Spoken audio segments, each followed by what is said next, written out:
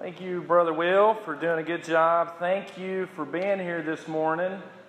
With the weather being messy and cold, I'm grateful that you chose to come and to worship and to hear a portion of God's Word. I'm happy to announce that Friday, our toy drive was a big success. And so we're happy to be able to team up with the community's goodwill and also to team up with our neighbors next door to be able to bless children's Christmases. And so because of the church here, children will be waking up and Santa Claus will visit a few houses. And so we're happy to be able to help families who are struggling at this time. It's always tough around Christmas for some families. And we just want to make sure that children wake up to Christmas. And so what a wonderful cause that is, and we had a wonderful showing for that. And thank you to all who helped and participated and brought toys and helped in that wonderful event. So it's good to see you. This morning we're going to look at a passage of Scripture, and it's pretty famous, the words of Christ. And he's actually quoting the words of Moses way back in the Torah. And it's when he is tempted. And he says this, "Man shall not live by bread alone, but by every word that proceeds out of the mouth of God." That's an interesting passage, and I think it has deep import for all of our lives. Because first of all, it deals with something that's very fundamental to who we are, to what we are, and that is appetite. Appetite. We all have appetites. You might even right now be feeling your appetite. You don't want me to preach too long, right? Everybody likes lunch. But we all have appetites, don't we? Physiological appetites. We like to eat. We like to drink. We like to sleep. And we need that, don't we? It's a need in our lives. If you don't eat, something bad happens. If you don't drink water, your body shuts down. If you don't sleep, you go crazy. Trust me, I've been there. There's all kinds of appetites. We have appetites. And you know what? Our tempter, Satan, can even use those appetites and distort them, can corrupt them. And isn't that what addiction is? It's a corrupted appetite. And there's people walking around today with all kinds of appetites in their body and in their souls. It may be drugs. It may be alcohol. It may be sex. It may be money. It may be power. It may be control. It may be all these things. And people start to use those appetites, and they use them and they harm them, actually. And it harms other people around them. But their appetite is so strong, they forget that people matter. That's dangerous, isn't it? When our appetite within us becomes so strong that we start to do things that hurt ourselves and hurt each other. Appetites can be dangerous. And here's the thing, an appetite can consume you. An appetite can consume me. And isn't that dangerous? There's an old folklore about how an Eskimo hunts wolves. I think it's interesting. I don't know if it's true, but I think there's a lesson in it. What they do is they take a knife, as the story goes, and they put blood on it. And they put blood all around it, coats that knife up with blood. And then they take that knife and they stick it down in the ground, into the snow. And then a wolf comes and smells the blood and begins to lick the knife. And as the wolf begins to lick that knife, the knife begins to cut the wolf's own tongue. And unbeknownst to the wolf, as he's drinking the blood, he's actually consuming the life that's within himself. He's drinking his own blood. And by morning, his appetite has consumed him, has killed him. Does that happen in our lives? Do our appetites consume us sometimes? And that's where Jesus is. He's in the wilderness. He's just been baptized by John the Baptist. It was a highlight of his spiritual life. He's obeyed God in front of all the people. He's been immersed. He's been baptized. And then he goes out into the wilderness, and guess what comes? Temptation. And it says that he had been fasting. Get this. He'd been fasting for 40 days and 40 nights. You think you're hungry at noon. And it says this. It says, and he was hungry. I bet he was. If you fasted for 40 days and 40 nights, you'd probably be looking at the rocks wanting them to be bread, wouldn't you?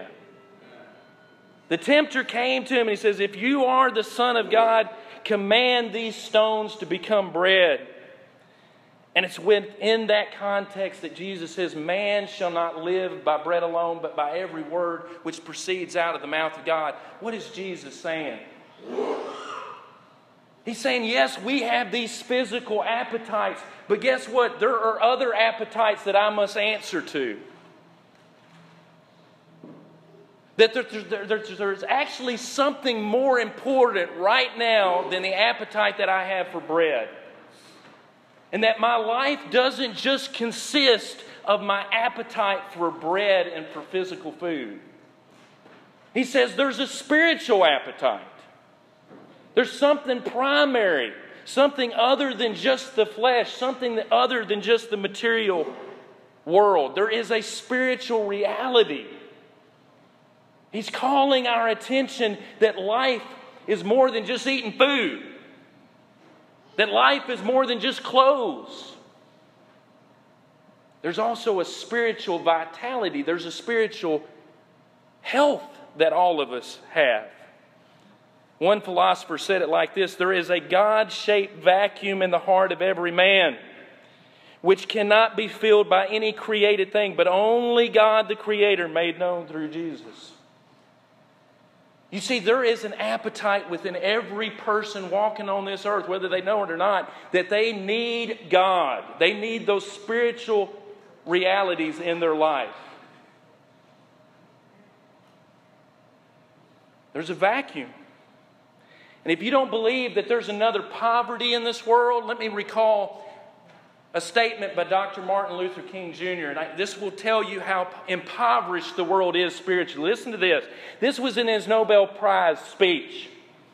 He said this to the world: there's nothing new about poverty. What is new, however, is that we have the resources to get rid of it.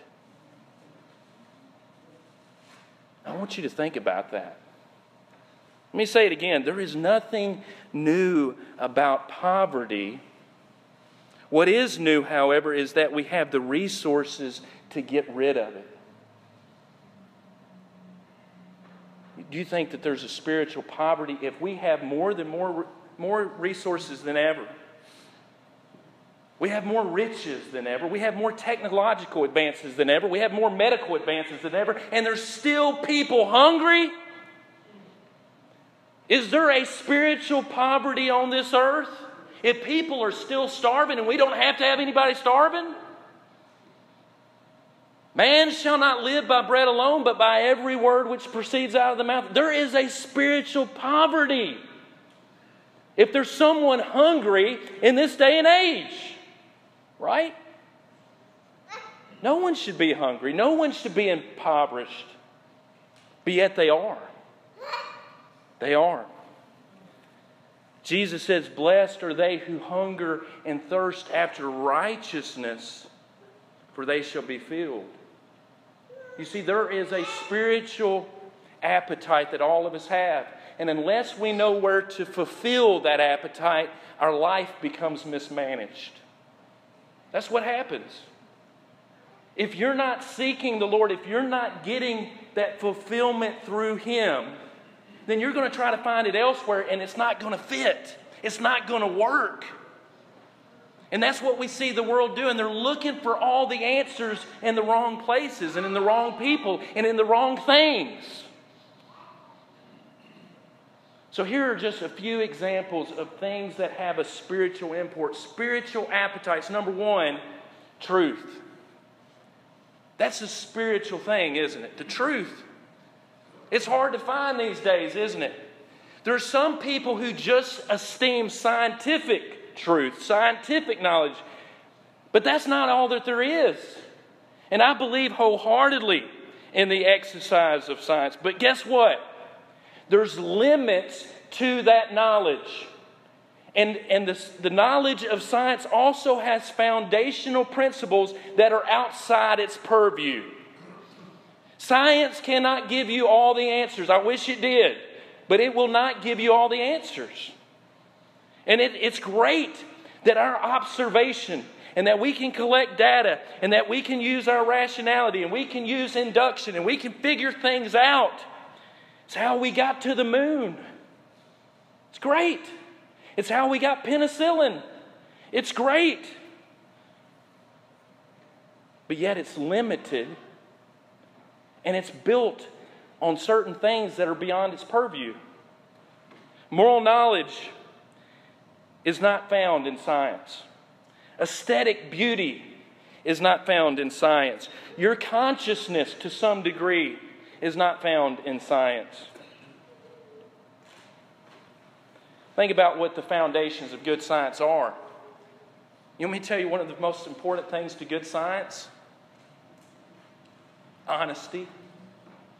In fact, you cannot have a good scientist, you can't have good science unless the scientist studying it is honest. Because you can collect all kinds of data, and then once you have to report the data, you have to do what? You have to tell the truth. And there's no science for telling the truth, is there? You just have to do it. It's a value. It's beyond the scope of science, but yet it's a part of the process.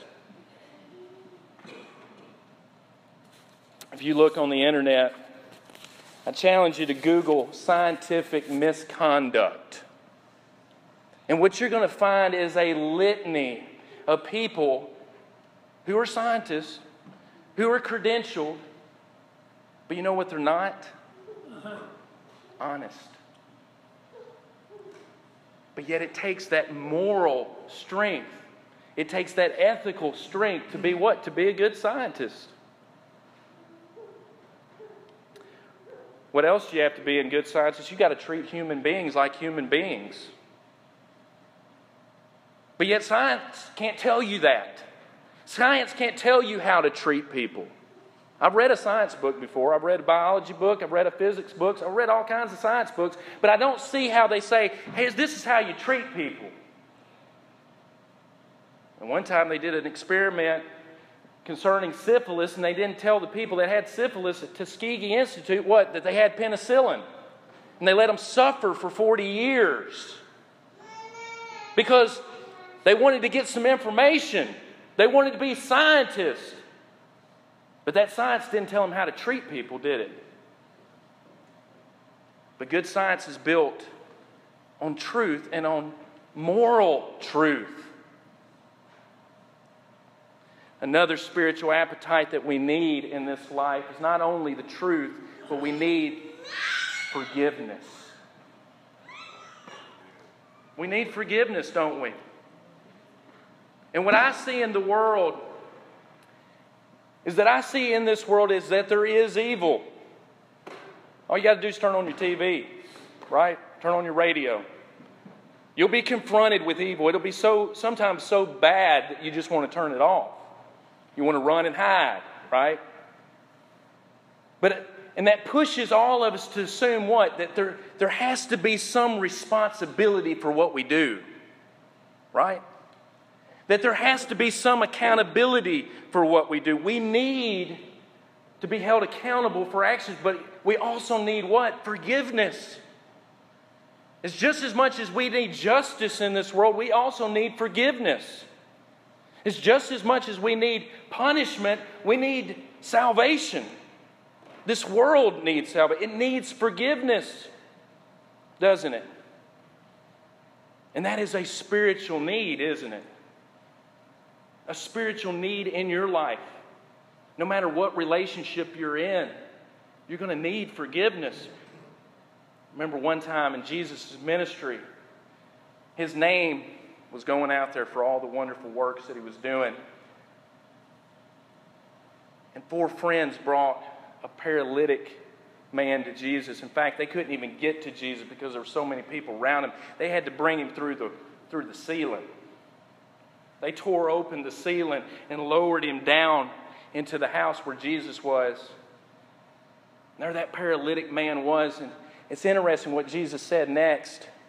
He didn't say anything about his condition, his physical condition. He said, the next thing he said is, "Thy sins are forgiven thee."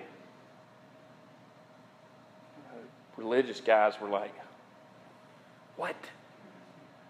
Who does this guy think he is? He's going around forgiving people's sins?" And of course, Jesus wowed him again. He said, "Which is easier, to say thy sins are forgiven thee, or take up thy bed and walk?" And he did. But what was the primary need that man needed? He needed forgiveness, even beyond the need of his legs to function. And there's some of us in this room today, we need forgiveness, don't we? We live in shame, we live in guilt, we live addled, burdened by our mistakes, and we need forgiveness. That's a spiritual need, isn't it? Another thing that we need in our life, a spiritual need, is meaning. Viktor Frankl, the great psychologist who wrote Man's Search for Meaning, said this: "More people have the means to live, but no meaning to live for." Got everything that you need, right? You got everything that you need. You walked in here. But yet, there's so many people out there who have enough, at least to survive, but they've got no meaning in their life.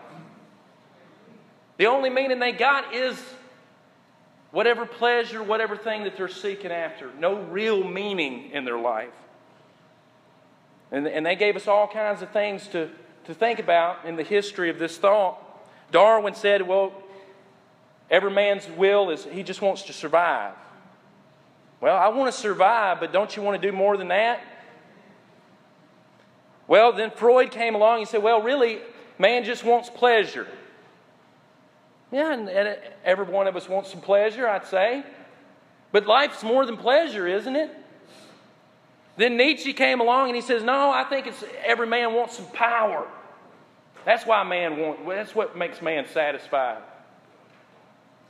But then Frankl came along and he said, no, none of those are quite right. Actually, what man desires most to flourish and to be happy and to be filled is actually meaning to their life. And that's what I encounter every day in a clinical setting. When people live through something, when people survive something, they say, I want to know what the meaning of my life is. Right? I want meaning. I want to know why I'm alive. And we're all seeking that. We're all searching for that. And ultimately, that is a spiritual thing, to find meaning in your life. It only comes when you realize there's something greater than yourself. You only find that meaning when you realize there's someone greater than yourself. It's a spiritual appetite, isn't it? It's a spiritual need. Which brings us actually to love. Man shall not live by bread alone, but by every word. We all need love, don't we? And that's a spiritual need. And when we talk about love, we sometimes confuse what love is. Yes, love is affection. Yes, love is companionship. And sometimes love does involve sex when you're married. But none of those things are love, are they? Actually, love is an ethic in the way that you live. Love is valuing someone else. And ultimately, That's spiritual, isn't it? Love is spiritual. And that's what Jesus talked about in His ministry, loving God with all your heart, mind, and soul, because that's where love comes from. That's where that value comes from. And because God values every person, you should too. No matter how different they are, no matter what color they are, no matter how rich or poor they are. Mother Teresa said this, going back kind of to our statement of Dr. King, the most terrible poverty is loneliness and the feeling of being unloved. That's a terrible poverty, isn't it? When someone is unloved, then guess what? Their needs aren't going to be met. That love is primary. The love is what motivates a mother to feed her child, isn't it? So ultimately, you got to have that love first, right? And that's a spiritual need in our lives. And lastly, another spiritual need, and I'm going to leave you with this one, is actually hope. Is a spiritual need. You know what one of the most important ingredients to right now, to this day is? What you think about tomorrow. It really is. What's important about today? What you think about tomorrow. If you think tomorrow is gone and lost, guess what today is? Just like it. And there are many people living in this world who think the future holds no promise for them. But when we talk to Christ about the future, He says something totally different, doesn't He? He says, I go to prepare a place for you. And in my Father's house are many mansions and many rooms. And that's hope, isn't it? So when we talk about truth, when we talk about forgiveness, when we talk about meaning, when we talk about love, when we talk about hope, guess where all those things coalesce in one place? It's not at the bank. It's not. It's not in the bedroom. Sorry. It's not even in this room. No, it's on Calvary. Where will you find the greatest truth to man's existential predicament? Where Jesus died. Because where Jesus died is where you die. Because Jesus died because of sin, and guess what? Our world is haunted by sin. You're going to find the truth of man there at the cross. Where are you going to find forgiveness? At the cross. Because it's through His sacrificial death that forgiveness is afforded to all people everywhere. Where are you going to find the ultimate meaning? The cross. There's a purpose to life. There's a purpose because God's showing you, I love you. Where are you going to find the love? There's no greater place than the cross. It's Jesus saying, I love you so much that I give my life so that you can live. And ultimately, you're going to find hope, which is crazy, isn't it? That you go to a place where a man died. And this is the greatest riddle for those who don't believe, how an instrument of crucifixion, an instrument of death, has become a symbol of hope. Isn't that amazing? The modern equivalent is people walking around with electric chairs around their necks. Do you see anybody doing that? But the cross has been so transformed by the life of Jesus and by the purposes of God that a cross has now become man's greatest hope of redemption. That's amazing, isn't it? Today, if you do not know the truth, do not know purpose and meaning, do not know forgiveness, do not know love, do not know hope, I challenge you to look to the cross.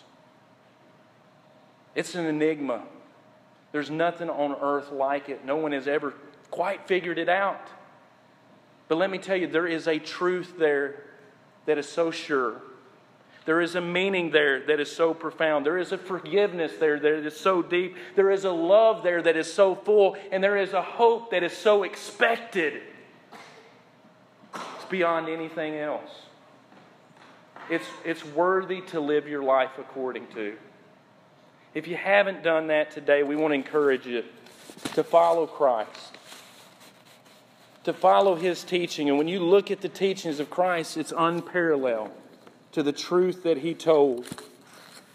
To turn your life over in faith to Him, to repent of sin, to confess Christ to be the Son of the living God, to be baptized as He was baptized, as His disciples were baptized, as a symbol of your surrender to Him. Or maybe you are a Christian, you're struggling, or you need a prayer of encouragement or healing. We want to encourage you as we sing this next song to come forward as together we stand and as we sing.